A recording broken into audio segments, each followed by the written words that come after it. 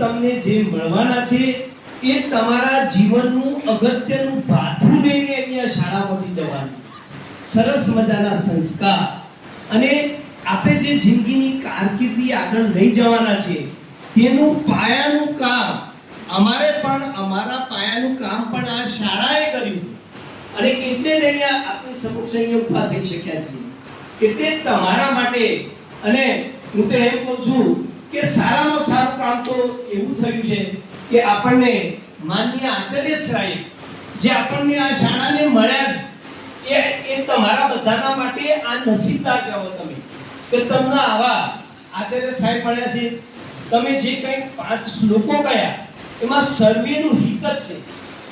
સર્વેનું હિત અને અવક્તવ્ય કે જે બોલતા નથી એનું વધારે છે એટલે બોલતા હતા.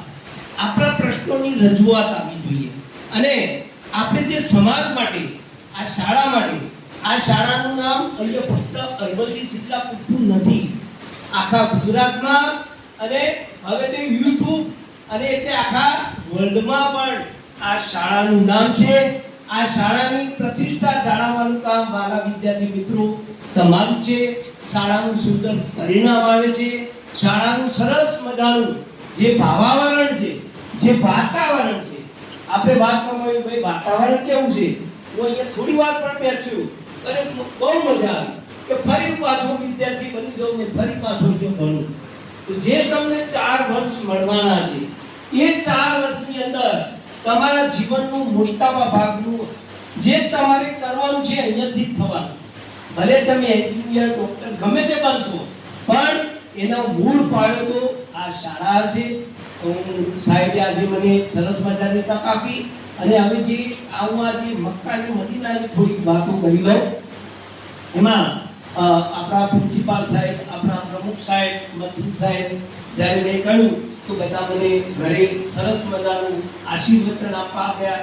બધાએ મારું સારી રીતે સરસ માન સન્માન પણ આપ્યું.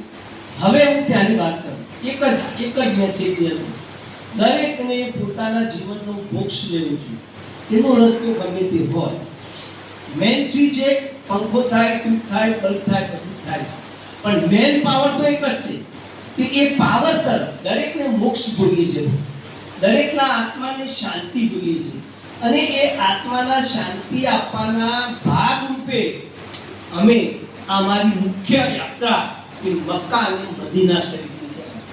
અને એક હદીસ જે અમારા જે ઇસ્લામ ધર્મના સ્થાપક હજરત મોહમ્મદ મુસ્તફા સલ્લલ્લાહુ અલૈહિ વસલ્લમ એમને એક હદીસ કહી હતી કે જ્યારે આપ એમના અનુયાયીઓ સાથે ઝુમ્મતમાં બેઠેલા અને હિન્દુસ્તાન તરફ આમ જેમ ફૂલો સૂંઘે ને એમ ફૂલ સૂંઘતા હતા તો બધા અનુયાયીઓએ કહ્યું કે આપ કેમ આમ કરો છો?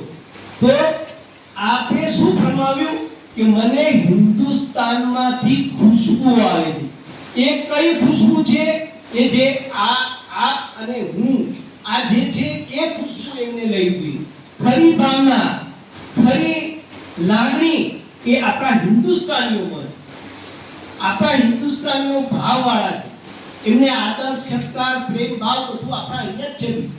મેન સંસ્કૃતિ એ આપણી આ ભારતીય સંસ્કૃતિ અને આના આધારે ધર્મ તો એ ગમે તે જ્યાં હોય એ ધર્મની વાત નથી, પણ મેન વસ્તુ છે આપણી કર્મની વાત છે. કર્મથી જ માણસ આગળ વધશે, કોઈ ધર્મથી કોઈ ઓળખાશે નહીં.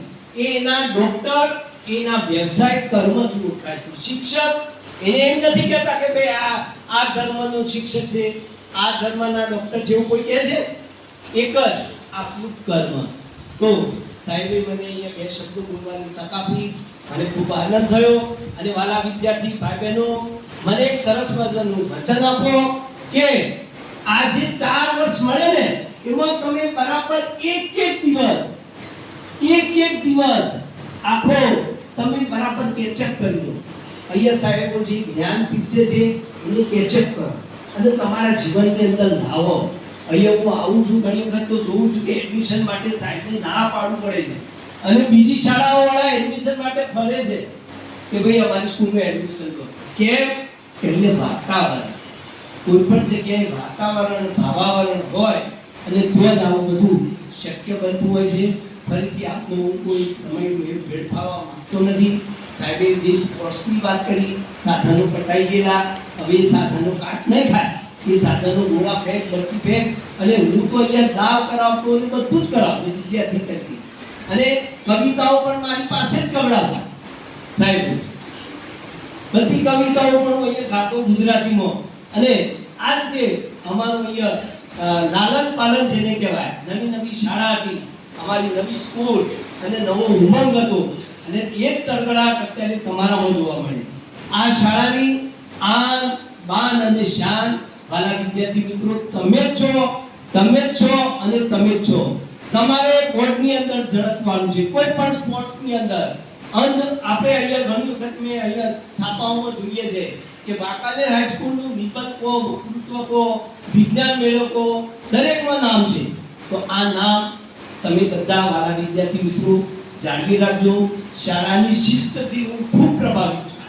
બીજી જગ્યાએ શાળાની શિસ્ત માટે સમિતિઓને, શિક્ષકને ફિલ્ડિંગ કરવી પડતી હોય છે. અહીંયા કોઈ સાહેબ તમે સ્વયં શિસ્ત લાવો, સ્વયં શિસ્ત, જાતે જ શિસ્ત. કોઈ કહે ના કે હું આ કાગળનો લૂચો ત્યાંથી ત્યાં મૂકું, બસ આપણે જાતે એ લૂચો છે તો એની યોગ્ય જગ્યાએ મૂકી દઈએ. પેન છે એની યોગ્ય જગ્યાએ જો બંધ થઈ હોય તેની યોગ્ય જગ્યાએ. કોઈ પણ જગ્યાએ શાળાની કોઈ પણ વસ્તુ એ તમારી, શાળાની કે અમારી નથી.